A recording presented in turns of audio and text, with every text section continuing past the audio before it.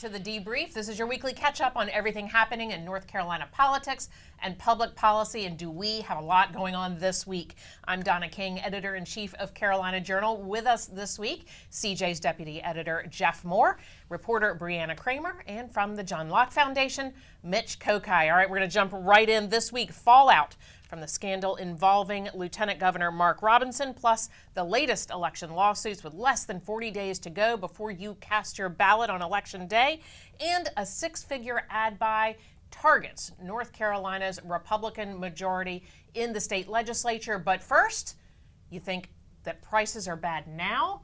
It might get even worse.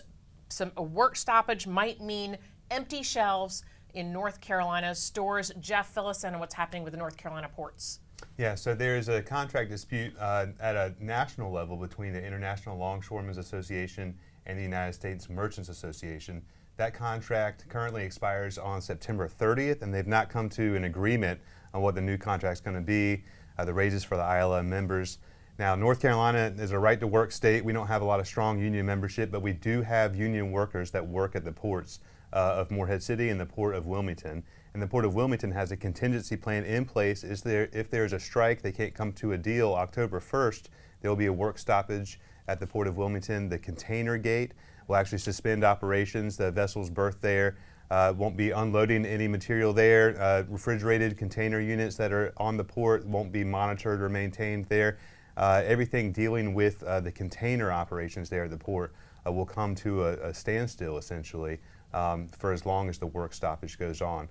So we talked to North Carolina Retail Merchants Association to see if businesses are worried about this. Indeed, they are. They're kind of worried that not just for our ports, if we have operations suspended there, but at ports around the country, this could affect 36 ports around the country, covering 45,000 dock workers. And it's just at a time where people are starting to build up for that holiday season, the inventory. And comes at a time where we've already dealt with the last several years of inflation. This is the kind of thing that could really disrupt the economy as far as the logistics and commerce goes. It's not been on the radar of a lot of people that I've seen here in North Carolina. I've seen it talked about nationally a little bit, but it could have a major impact on the store shelves and on our pocketbooks for consumers and for small business owners and big business owners alike. Sure. So you said that the North Carolina Ports has a contingency plan. I mean, that's a lot of fresh produce, it's groceries, it's food, it's, really everyday goods that we need here in North Carolina, and that supply chain is just healing. Yeah. I mean, what's the contingency plan? Yeah, so the contingency plan really is to honor the work stoppage. And so the contingency isn't really a workaround to here's how we're going to get the materials out. There's a sufficient level of ILA members working the docks at the container gate in Wilmington that they're going to honor the work stoppage if a strike occurs. It's not like we're not going to have a team of scabs that come in and take over the work and get the product out. They're going to honor all the stoppage, so the contingency really is to just play along with the strike. And so North Carolina consumers and businesses will be affected by this. Even though we're a right-to-work state and we don't have that huge union presence, we are going to feel the effects of big union actions if they go on strike here. Sure. Now, you covered something similar going on in Baltimore a few months ago. Yeah, that's right. So the Baltimore Bridge, that was a big story when it collapsed just a few months ago. Sure. And so the Wilmington port was welcoming in loads that couldn't make it into Baltimore anymore. And so I know that they were actually seeing an uptick in the amount of cargo coming in. So they already had more coming in, and that could definitely see major impacts along the East Coast too. All right, so what's the deadline? Yeah, go ahead. I was going to say this has economic impacts on all of us, but remember there could also be a political impact if this is something that drags on, because James Carville was the one who told us back in the Bill Clinton years, it's the economy, stupid. If this has an actual real major impact on the economy, going into the election, regardless of who's at fault for this strike, it's going to be the Biden administration, and I guess by transference, Kamala Harris, who would take the blame for this. And that could have an impact on an election that's supposed to be very close. Sure, absolutely. What's the dates look like? What are we looking, Yeah, so September 30th is that drop dead date, 11:59 p.m., September 30. is that where they have to have a deal in place or else they will go into strike mode. And you can see the Biden administration paying close attention to this, trying to get a deal done. The U.S. Department of Labor really scrambling to try and get them to meet in the middle. But reportedly, as of yesterday, negotiations are in a stalemate, and there's not a lot of movement there. So there'll be some of the brinksmanship as we get closer and closer to that date. But we may be talking about this story and a lot more if that strike does occur. Absolutely. All right, we'll be watching that really closely. Let's move on to this story with North Carolina Lieutenant Governor Mark Robinson. It's hard to believe it's only been a week since all this broke. The latest is that 4 senior members of his government staff, his government office, as opposed to his campaign office, these are 2 totally different groups. Now they've had 4 senior members of his government office resign, in addition to a big chunk of people leaving en masse in his campaign. What do you think this really means? There's so much to process here, Mitch. Well, in a practical impact, I'm not sure it's going to have a major impact, because regardless of what happened with this scandal or controversy involving Mark Robinson, he was going to be leaving the lieutenant governor's office at the end of the year anyway. So a lot of these folks would have to be finding new jobs at some point in the future anyway. But the optics are really bad. It's obviously a situation where you look at it and say, the rats leaving the sinking ship. That Mark Robinson has been in all kinds of political turmoil for the past week, and the fact that the people who were closest to him, the people who worked for him, both in his campaign and his office, are not sticking it out and sticking by him, I think is a sign that things are troubled in the Robinson piece of the administration. Yeah, absolutely. You've spent some time at the NCGOP. It's got to be tough over there right now. How do you think they're handling it? They issued a statement that sort of threaded the needle. Yeah, so they're going to look at the larger picture. Mark Robinson as a candidate for governor obviously is one of the central pieces of the ticket when you're pushing into a general election like this. Sure. But they have very, very, very many elections to win, and so they're going to focus on that Republican message. I imagine you saw that in the message that they put out, the statement, where they mentioned that Robinson had categorically denied all of these allegations, and on November 5th, the voters were going to ask themselves if they were better off now than they were 4 years ago, and really push the larger Republican message. So I think they're going to work to focus on getting wins where they can. This whole situation kind of demonstrates how quickly things can turn. Robinson was trailing in the polls coming into this and everything. But as we talked earlier this summer, we look at polls in May and June. We talk about different stories and topics that are top of mind in July. And we wonder if those are going to be the things that really affect the election, or the things that really brand what the election result is. And this shows you that things can happen so quickly, and it's not even October yet. Usually the surprises happen in October. James Carville, who you mentioned earlier, I heard him mention earlier this week that he thinks there's one more surprise in the bank to come out. So as far as national politics, just more surprises overall, just because we have much more runway. But as far as Robinson and the NCGOP, it's definitely an uncomfortable situation when you have a scandal like this blow up in the worst kind of ways, and him still in the camp of denying the allegations, but the closest people to him walking away, maybe indicating something else. It's a tough situation to deal with politically. They're going to put their heads down and focus on those races that they can really push hard. Sure. Brianna, are you seeing other Republicans up and down the ticket distancing themselves or coming out, in support of him? What are your thoughts on that? Yeah, there's definitely Republicans that have deleted Twitter posts with him. They don't really want to be too closely associated with him now. It's really put a lot of people in a state of confusion, voters and the other Republican candidates. What do we do? Do we support him still? Is this true? And to what extent? Because he continues to deny the allegations, and it sounds like he's headed to a legal fight with this. So it really is kind of a waiting period right now, and hoping that maybe more information from his side can come out to convince voters otherwise. But until then, people are confused, and so are the candidates, and so they're receiving quite a bit of backlash as well.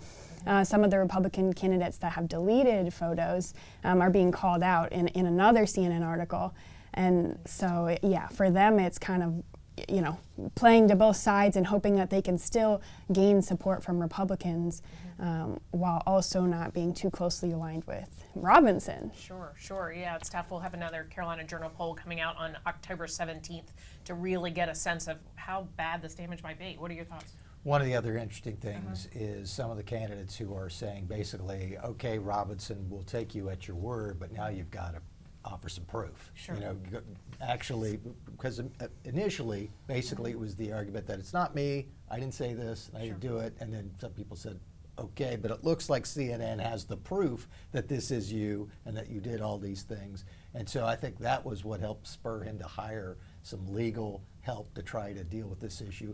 And you've seen some other figures within the Republican Party saying, look, you've got to do something to actually prove this beyond just saying it's not you. Very interesting. Yeah, he did put out a video on Twitter yesterday, or X yesterday, of himself talking to supporters in a live stream saying, focus on the issues at hand, focus on the economy, don't be distracted. He's got a lot of work to do if he's going to dig out this fast.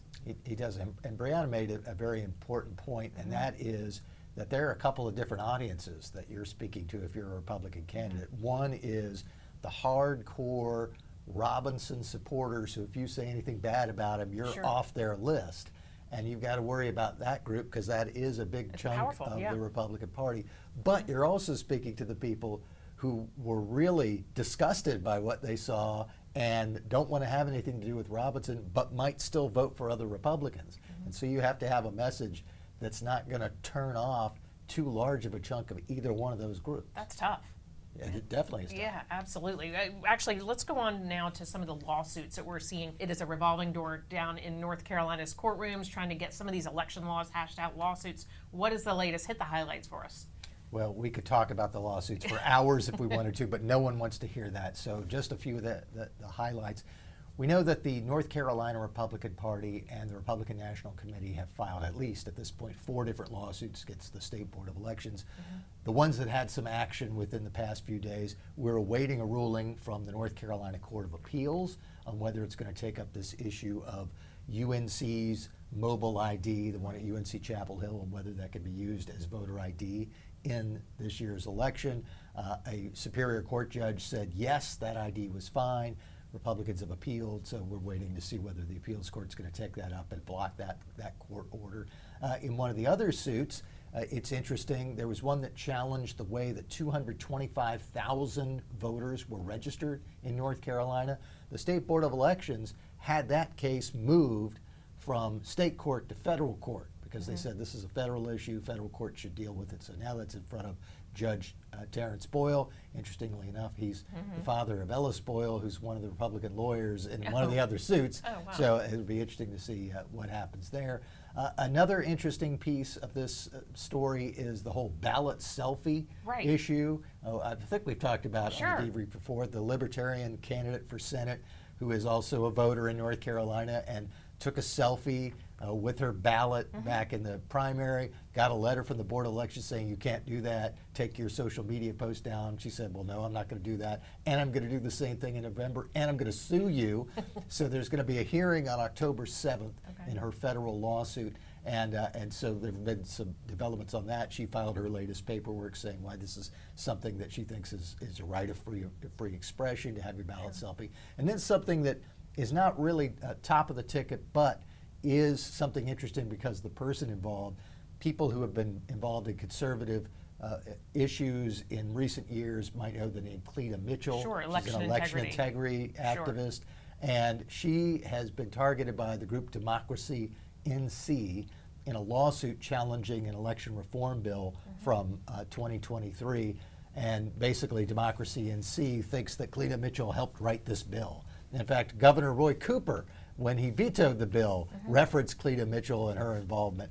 And so the latest development is that Cleta Mitchell filed some paperwork in court asking for a protective order because she has agreed to sit for a deposition in this lawsuit, but says Democracy NC is not just going to ask her about this law, they're going to ask about all of the stuff she's done on election integrity and try to use it against her because they're an activist group that's against what she's working on. One of the interesting pieces of her declaration as part of this was she said, look, on this bill that's being targeted in this law. I had one meeting, one time with 3 state senators. We talked about a lot of election reforms. I don't remember if we talked at all about this provision, and if we did, it wasn't me who said anything about it or supported it. So if Democracy NC wants to ask me about the thing that they targeted in their lawsuit, I didn't have anything to do with it. Why are they bothering me? Protect me, court, from them going on a fishing expedition that would help them fight my election integrity effort. All right, no election season would be complete without big ad buys. Of course, now North Carolina's General Assembly, Republicans leading it, trying to hold on to that supermajority. What's going on in the latest in the state legislative races? Yeah, so as you know, the House and Senate have their supermajorities, but they're really at stake right now. It looks like the Senate, they can retain their supermajorities after the election if they keep 2 of 5 toss-up districts right now. So that's fairly likely on the Senate side, but we look to the House side and it looks like they're going to have to keep a couple toss-up and lean Democrat seats in order to keep their supermajority, which gives them the ability to override Governor Cooper's vetoes. So if Robinson doesn't win, and then the Democrat governor takes office next year, it's really going to put them at a stalemate if they don't have a supermajority and if they're not able to override the governor. So there's a 6-figure ad buy that's launching in North Carolina's swing districts, toss-up districts right now, and they're targeting these vulnerable Republicans. Sure. So who are these vulnerable Republicans, and what does this mean? You know, these state legislative seats generally are sort of lower paying in terms of people wanting to do it, but they're powerful positions if it really controls the state legislature. Absolutely, yeah. So there's 3 Republicans, Representatives Bill Ward, Alan Chesser, and Ken Fontenot. So that's districts 5, 25, and 24. Okay. So really these suburbs around Raleigh and Charlotte are where the lean Democrat districts are, and then the toss-up districts. Sure. So it's what we're going to be watching to see if they can fight to keep those districts. But really the ad is just, going after them for their anti-ESG policies, which is something that they passed in the General Assembly last year. Yeah, of course. What's ESG? So environmental, social, and governance standards. So ESG is something used in the investment world. It kind of came out of the investment world to give a score to metrics that aren't necessarily financial. Okay. So you could be a conscious investor if you wanted to invest in companies. Socially conscious, yeah. Socially conscious, environmentally conscious. And so, but it has taken on a brand of its own. The critics say that it's actually used to kind of create barriers to the finance world and push political agendas into a certain direction, especially in the environmental direction, the social direction. The last few years of all the wokeness that went on in the United States and all these pushes, that would factor into a social score of the ESG. So a company that makes widgets is going to have an ESG score, and depending on that score, it might depend on how much financing you can get, how many investors are actually going to throw money your way. So it's a very big deal, very big deal in promoting ESG standards on the left side of the aisle, a very big deal in defending against having the promotion of ESG standards throughout the markets on the right side of the aisle. So this is an issue that could divide people on the political spectrum, and the grassroots is pretty well aware of these standards, what they portend one way or the other. So it's something that's going to resonate with some people, though the recent, I think that a couple of these lean Democrat seats were lean Democratic in the 22 cycle as well. The Republicans were able to pull it out there. And some of these areas are areas that are changing a little bit to where they are a lean Democrat, but some of those areas are a little bit more conservative socially, and the candidates were able to get through in the last cycle. So they should have they have a headwind for sure, and with this ad buy, it's going to create more of a headwind. But they do have some small track record of success there too. Sure. And I will add, the group that is launching this ad campaign is a left-leaning environmental group called Unlocking America's Future. Okay. So they definitely have their policy priorities as well, going against these Republicans. And it's actually funny, this week, Congresswoman Virginia Fox, she actually was talking about ESG up in D.C., and she called it woke garbage that needs to be put out to the pasture. Very interesting. All right, lots going on in North Carolina's elections. We'll have the latest for you every Thursday. Thanks for joining us on The Debrief.